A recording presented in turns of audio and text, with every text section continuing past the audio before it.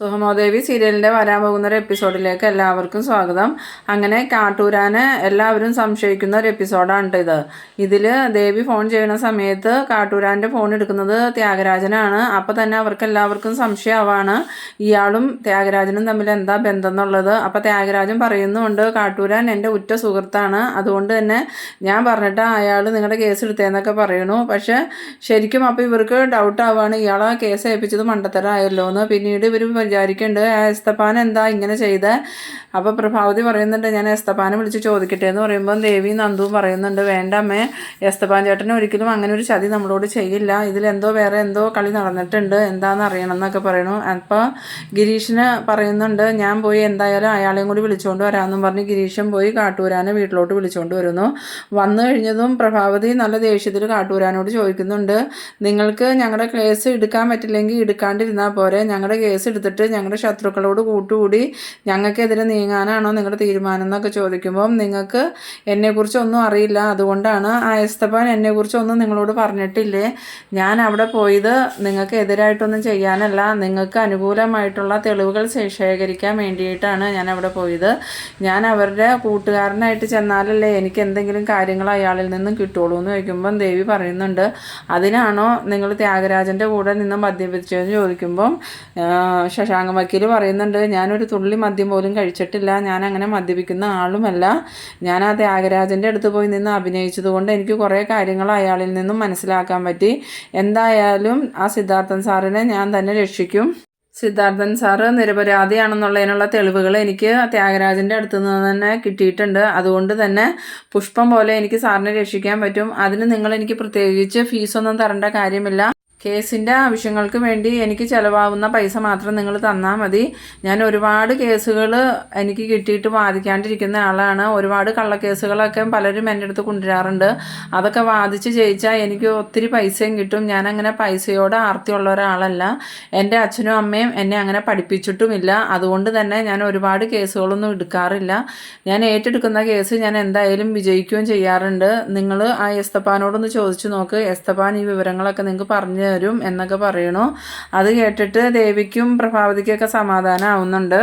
പിന്നീട് കാണിക്കുന്നത് തനൂജനെയും ചന്ദ്രമതിനെയാണ്. അപ്പോൾ തനൂജ ആ മേരി തോമസിനെ കുറിച്ച് ഒരുപാട് മോശമായിട്ട് പറയുന്നുണ്ട്. അവരെന്തിനാണ് ഇവിടെ വന്നത്, അവർ വന്നതിന് ശേഷം ആൻറ്റിക്ക് ഒരുപാട് മാറ്റമുണ്ട്, അവരെന്തിനാ ആൻറ്റി വീട്ടിൽ കയറ്റിയെന്നൊക്കെ ചോദിക്കണു. അപ്പം ചന്ദ്രമതി പറയുന്നുണ്ട്, നീ അവരോട് ഇത്രയും വൈരാഗ്യം കാണിക്കാൻ അവർ നിന്നെ ഒന്നും ചെയ്തിട്ടൊന്നുമില്ലല്ലോ എന്ന് പറയുമ്പം എൻ്റെ അമ്മയെ കണ്ടെത്തി തരണമെന്നും പറഞ്ഞ് ഞാൻ അവരുടെ അടുത്ത് ചെന്നിട്ട് അവരെനിക്ക് അതിനൊരു മറുപടിയും തന്നില്ല, മാത്രമല്ല അവർ ആ ചന്ദ്രോത്തുകാരുടെ ഏജൻ്റായിട്ടാണ് ഇപ്പോഴും പ്രവർത്തിക്കുന്നത്. ഒരു മന്ത്രി എന്ന് പറയുമ്പോൾ നിഷ്പക്ഷമായിട്ട് നിൽക്കേണ്ട ആളല്ലേ എന്നൊക്കെ പറയണു. ആ സമയത്ത് ചന്ദ്രമതി പറയുന്നുണ്ട്, നീ ഇങ്ങനെ മേരി തോമസിനെ കുറിച്ച് മോശമായിട്ടൊന്നും പറയാൻ പാടില്ല എന്ന് പറയുമ്പോൾ ഞാൻ പറഞ്ഞ എന്താ കുഴപ്പം എന്നൊക്കെ പറയുമ്പം ചന്ദ്രമതി അറിയാണ്ട് തന്നെ പറഞ്ഞു പോകുന്നുണ്ട്, മേരി തോമസ് നിൻ്റെ ആരാന്ന് നിനക്കറിയോ, അവർ നിൻ്റെ അമ്മയാണെന്ന് ഇങ്ങനെ പറഞ്ഞു വരുന്നുണ്ട്. അത് കേട്ട് തനൂജ ആകെ ഷോക്കായി നിൽക്കുന്നുണ്ട്. എന്നിട്ട് ചന്ദ്രമതി അബദ്ധം പറ്റിയതുപോലെ ഇങ്ങനെ നിൽക്കുമ്പം തനൂജ പിന്നീട് നിർബന്ധിച്ച് ചോദിക്കുന്നുണ്ട്, ആൻറ്റി എന്താ പറഞ്ഞേ, മേരി തോമസ് എൻ്റെ അമ്മയാണെന്നാണോ പറഞ്ഞതെന്ന് ചോദിക്കുമ്പം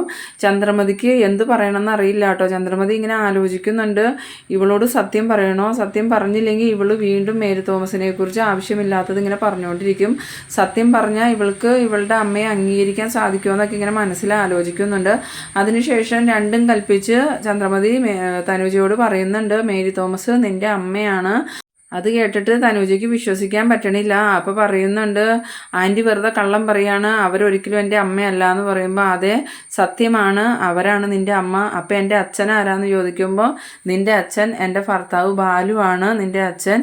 അതെങ്ങനെയാ, സിദ്ധാർത്ഥനല്ലേ അപ്പോൾ എൻ്റെ അച്ഛൻ എന്ന് തനൂജ ചോദിക്കണു. അപ്പം ചന്ദ്രമതി പറയുന്നുണ്ട്, അല്ല സിദ്ധാർത്ഥൻ സാറല്ല നിൻ്റെ അച്ഛൻ, ബാലുവും മേരി തോമസുമായിട്ട് പണ്ട് സ്നേഹത്തിലായിരുന്നു, ആ സ്നേഹബന്ധത്തിൽ ജനിച്ചതാണ് നീ ജീവിച്ചിരിക്കുന്ന കാര്യം വളർന്നു വന്ന കാര്യമൊന്നും മേരി തോമസിനെ അറിയില്ലായിരുന്നു. ഈ അടുത്ത കാലത്താണ് അവരുടെ മകൾ ജീവിച്ചിരിക്കുന്നുണ്ടെന്നുള്ള വിവരം അവരറിഞ്ഞത്, അത് നീയാണെന്ന് അറിഞ്ഞതും ഈ അടുത്ത ദിവസങ്ങളിലാണ്, അതുകൊണ്ടാണ് അവർ ഇത്രയും നാളും നിന്നെ അന്വേഷിക്കാതിരുന്നത്, നീ മരിച്ചു പോയി എന്നുള്ള വിചാരത്തിലാണ് അവർ ഇത്രയും നാളും ജീവിച്ചതെന്നൊക്കെ പറയണു. അപ്പം എൻ്റെ അച്ഛൻ ഇതൊക്കെ അറിയാമായിരുന്നോ എന്ന് ചോദിക്കുമ്പം ചന്ദ്രമതി പറയുന്നുണ്ട്, ബാലുവിന് ഇതറിയായിരുന്നു, ബാലുവിൻ്റെ ഡയറിയിൽ അതിനെക്കുറിച്ച് ഒരു കുറിപ്പ് ബാലു എഴുതി വെച്ചിട്ടുണ്ടായിരുന്നു.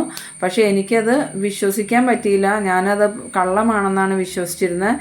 ഇപ്പോഴാണ് എനിക്ക് സത്യമാണെന്ന് ബോധ്യമായത്. എന്നോട് മേരി തോമസ് വന്ന് എല്ലാ സത്യങ്ങളും പറഞ്ഞതിന് ശേഷം ഞാനത് സത്യമാണെന്ന് വിശ്വസിച്ച. അതുകൊണ്ട് നീ ഇനി സിദ്ധാർത്ഥൻ സാറാണ് നിൻ്റെ അച്ഛനെന്നും പറഞ്ഞ് പ്രശ്നം ഉണ്ടാക്കാൻ നടക്കരുത്. ശരിക്കും നിൻ്റെ അച്ഛൻ ബാലുവാണ്, അമ്മ മേരി തോമസും.